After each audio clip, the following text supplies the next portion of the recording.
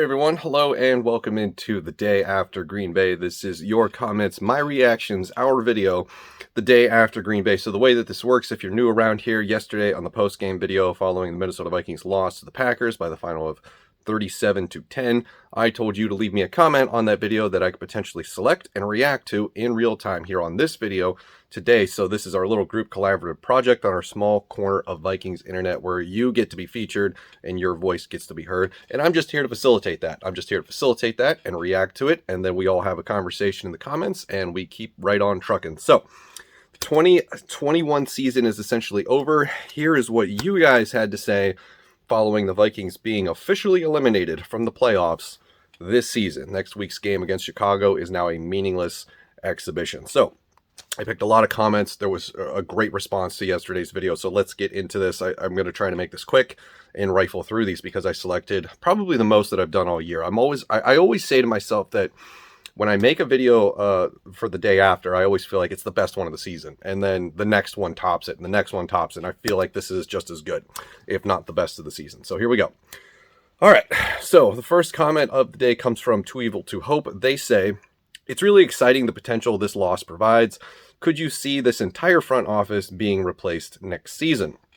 I don't think everybody's going to be replaced next season. I think there will be some changes in the front office. I think Rick Spielman is probably either going to be relieved of his duties or he is going to be given a different, out of the spotlight style job, even though he has basically created the general manager position to be out of the spotlight for the Vikings, where he's only available to speak to the media like twice a year.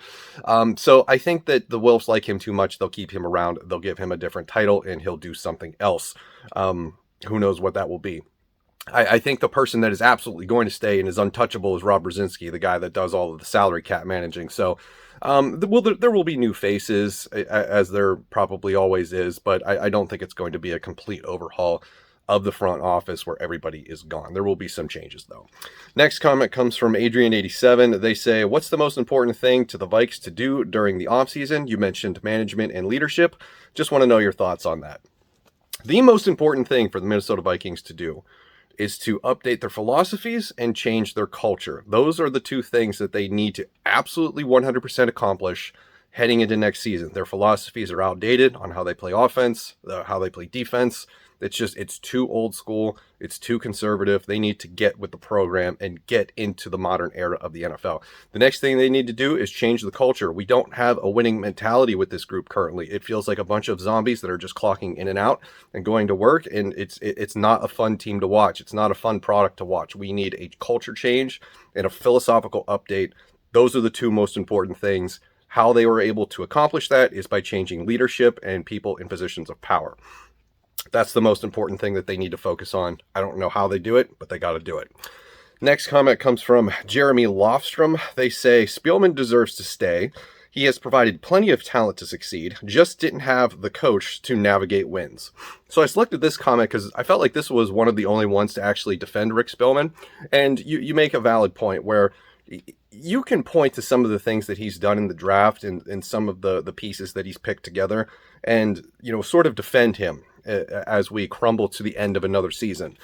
Because what have we been talking about the last couple of days? And one of those things has been how desirable this head coaching spot or this head coaching vacancy probably will be on the open market, because you look at the offense, pretty much everybody's under the age of 30, a lot of good pieces. You just have to fix the offensive line on the interior a little bit.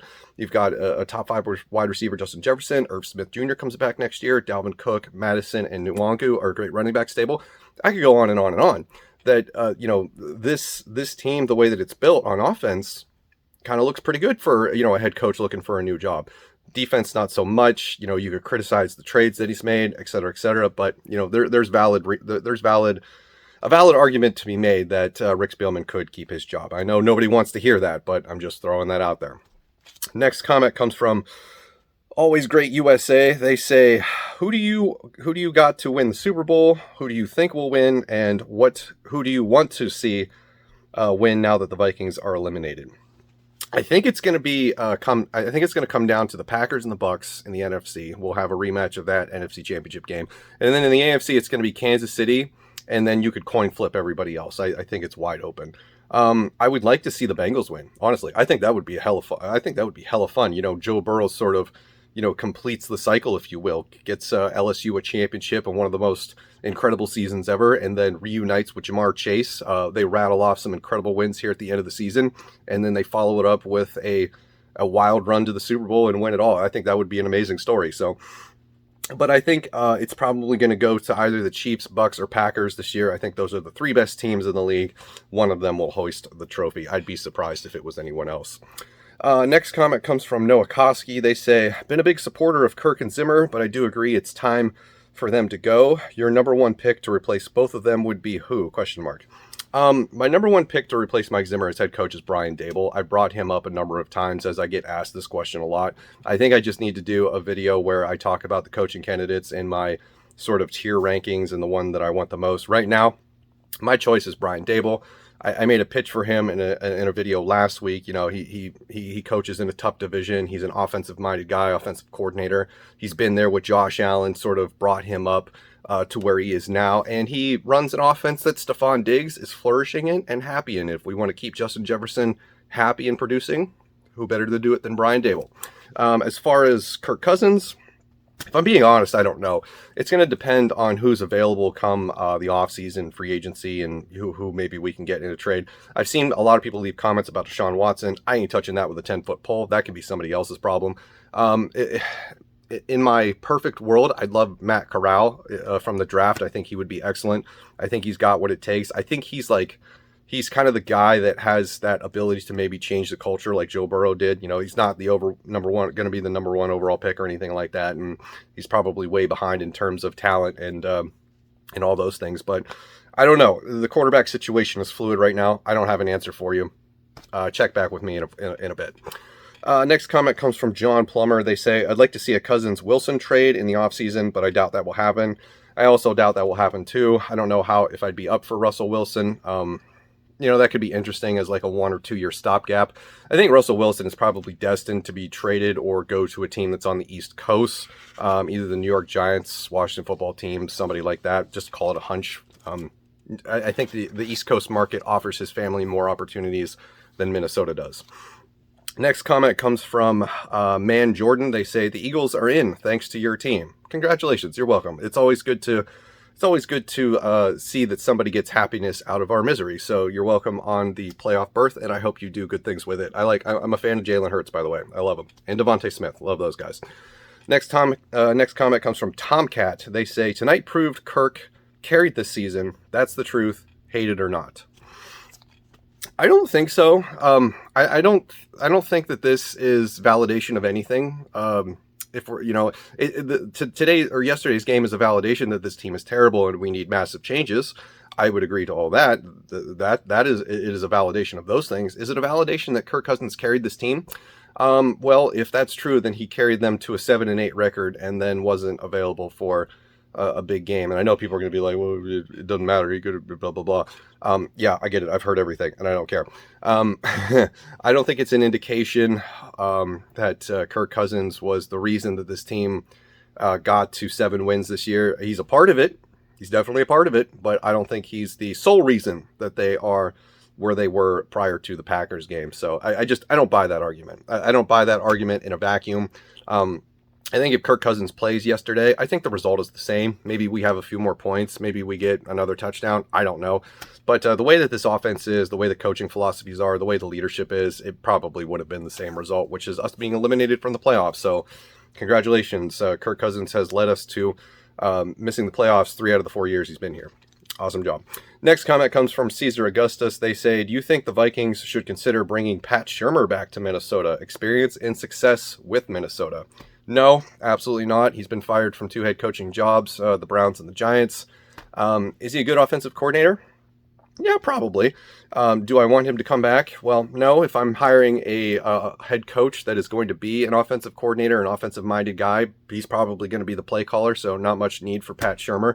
I wouldn't mind bringing him in some other role where he is not actively making critical decisions, like some sort of advisement to the team or, you know, advisement to the coach, kind of like maybe like Gary Kubiak was before he became the offensive coordinator. So in a world where that would exist, I'd be okay with that.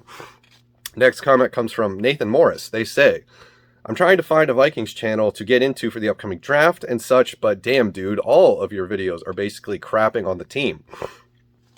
So, I'm sorry about that. Listen, here, I'll make you a deal. Click through the channel, go to the playlist, and find the playlist that has all of my videos for the 2020 draft, and then go through some of that. Let me know what you think. And if you think you might want to stick around for my upcoming draft coverage, click subscribe, and then, you know, if you're unhappy at any point, canceling is free. To the second part of this, me crapping on the team isn't an accident. I hate to be the bearer of bad news for anybody that doesn't like the negativity that has been sort of infected my content the last month or so, but this team deserves to be crapped on. It really does. If you're going to trade a 4th round pick for Chris Herndon, I'm going to crap on you. If you absolutely refuse to feature a top 5 wide receiver in Justin Jefferson in your offense, I'm going to crap on you. If you're going to sign a defensive tackle in the offseason and masquerade him as a 3-tech, I'm going to crap on you. If you give Rashad Breeland a contract to come in here and think, oh, that fixes the defense, I'm going to crap on you. If you trade one of your backup defensive ends for next to nothing, I'm going to crap on you. They have made so many decisions. They have lost to the Detroit Lions. Kirk Cousins lines up under the right guard. Listen, there's so many things. It deserves to be crapped on. This is supposed to be a professional football team. I look around the league and I see other teams and other fan bases celebrating success, celebrating sustained success, celebrating newfound success. There isn't much good to talk about with this team. You want to talk about how good Cameron Bynum is, maybe, potentially? Yeah, sure. That's a silver lining. We have Kenny Nwangu. That's a silver lining. Justin Jefferson, great superstar, but we're running the risk of making him one unhappy motherfucker. Yeah, this team deserves to get crapped on, and I'm going to do it until they get their heads out of their asses and they start making decisions that actually make sense. Because this season, last season, this last 4 years is just a debauchery. It's a failure, and I demand better. I think we all deserve better. You deserve better as a fan than what we currently have, this current product. So demand better.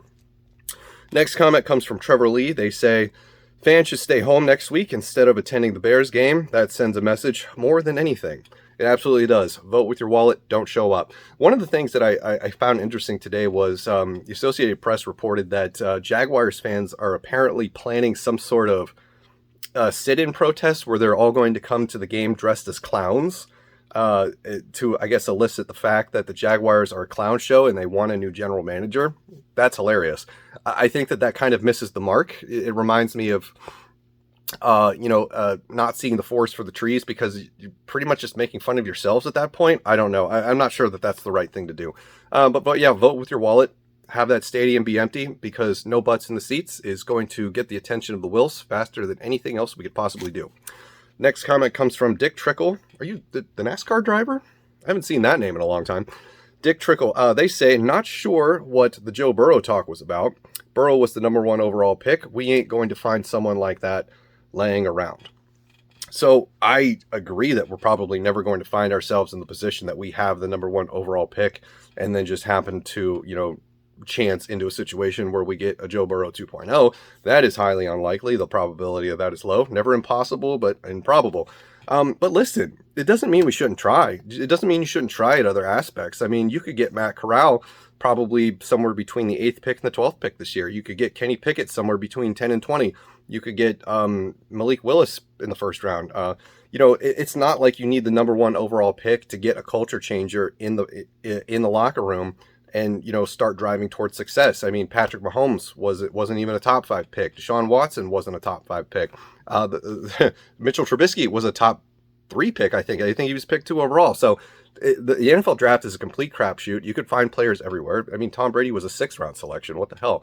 So, I mean, I'm not saying that we need a Joe Burrow 2.0, like the exact guy, but we need somebody to come in that can change the culture, even if it's somebody with the attitude of a Baker Mayfield who comes in and it's like, listen, the the philosophies and everything around here is infectious. I remember when Jarvis Landry was traded to the Cleveland Browns, and he had this big locker room speech telling the guys, like, listen, this losing mentality has got to go. It is just bringing you all down, and is the reason that you are not making changes. He came in with an attitude. Things started changing with that team. They started fighting for each other. They started having swagger. They were carrying themselves so much more. It was a fun team. That's what we need. And whether it's the first overall pick or the 32nd overall pick, doesn't matter where it comes from. We need to have it. Next comment comes from Eric S. They say, you want to be like the Bengals? Last place in their division for the previous 3 years and third the 2 seasons prior to that. Yeah, I want to be like the Bengals. Did you see what they did yesterday? Did you see where they're going? They're going to the playoffs. They won a division this year. They won a really tough division this year with the Steelers, the Ravens, and the Browns. That's hard to do. Joe Burrow looks phenomenal. Jamar Chase, Tyler Boyd, T. Higgins, Joe Mixon. They signed Trey Hendrickson in the offseason. That was a guy that we wanted. We wanted Trey Hendrickson, and he went to the Bengals. I want to be the Bengals. I don't want to be the Vikings. I don't want to be the Vikings of the last 4 years. We have missed playoffs 3 of the last 4 seasons. We have no division titles since 2017. We haven't been over 500 since 2019. What are you telling me about the Bengals' history? I'm talking about right now. I'm talking about the future. Who cares what's happened to the Bengals? They're changing their culture. They're changing that team. That franchise is going to be successful.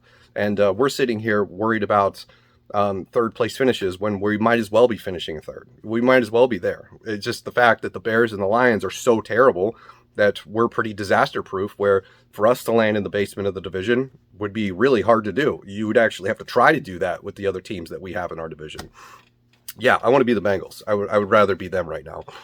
Next comment comes from Marty Martin. They say, saying the Vikings need to get rid of Kirk and that he is mediocre just shows people that you have zero football knowledge. Kirk has never had a winning team / good coach for him to succeed like any other Super Bowl winning quarterback. If the coach and the defense sucks and losing games, that's definitely not on Kirk. Listen, in 2018, he had a good head coach who wasn't washed yet. They had a good defense that was top 10, and they went 8-7-1. I don't want to hear the excuses are the same every single time. It's nothing is ever his fault. And you basically just admitted in this comment, like, he's never had a winning team because he's not good. He's not good. He's never going to have a winning team. If he gets traded or gets released and signed somewhere and he goes to the playoffs and he turns everything around, I'll admit that I'm wrong, but it's not going to happen. It's just not. He's been a starter for 10 years. Where's the where's the switch that he's going to flip? It's nowhere. It's not going to happen. This is just delusional, blind loyalty to a quarterback who has been really good statistically, but not good enough to lead a team to the promised land. It's just, that's the way it is. And that's okay. It's okay that that's what he is. That's the guy that he is. He comes in, he does his job, collects a paycheck, and goes home. It's fine. It's fine. It's not wrong with it. I just don't want it. I don't want it anymore. I don't want it anymore. So, there's quarterbacks around the league that have dealt with way worse this season, and they've done okay. The fact that Derek Carr has managed to do what he's done in Las Vegas, they're still alive for the playoffs. Look at what's happened with that team this year. Just, all these injuries, off the field problems, head coach got fired. You can't sit here and tell me that every experience isn't unique, because it is. So I don't know. I don't buy this anymore. This argument's crazy. All right, let's end on a good comment. Final one comes from Nano Joe. They say, quarterback class is not good this year. Would you rather take one this year or be bad in 2022 and try and draft Stroud or Bryce Young in the 2023 draft? That is an interesting opportunity. Very interesting choice that I had not considered previously until I read this. Here's the thing. The fact that we could potentially be bad enough to have a draft pick where we are within range of CJ Stroud or Bryce Young next year, maybe even Caleb Williams, is realistic, because here's the thing that they could do next year. They could bring in another head coach and they could fire Rick Spielman, but they could leave Kirk Cousins in place on that ridiculous cap hit that he's going to be getting next year, which is like $35 million base, or $35 million guaranteed and $45 million total. So more than 20% of the salary cap, which is going to ruin the team and any prospect that they have to potentially rebuild this roster. I think right now, currently, they're $11 million over the cap if the offseason were to start today. So, bummer. This team could just be crippled next year in terms of opportunity to fix. So, You know, maybe they just ride it out. They let Kirk Cousins be like, okay, you want to prove that you're so elite and awesome? Do it. But we're not helping you because we can't. We literally pay you too much money. So, you know, the Vikings could be bad next year. That is a high possibility. But if it lands us in the opportunity to get a CJ Stroud or a Bryce Young or Caleb Williams, I'm all for it. Listen, I have said previously that I am willing for this team to experience the worst of times if it means we come out of it on the other end as serious, dangerous. Every single year we're competing for a Super Bowl style of team like the Packers, Chiefs, and Bucks currently are. So that's my 2 cents. All right, that's going to do it for me. Thank you guys for the comments. Thanks everybody for watching. Let me know what you think about this video and my responses in the comments below. That's going to do it for me.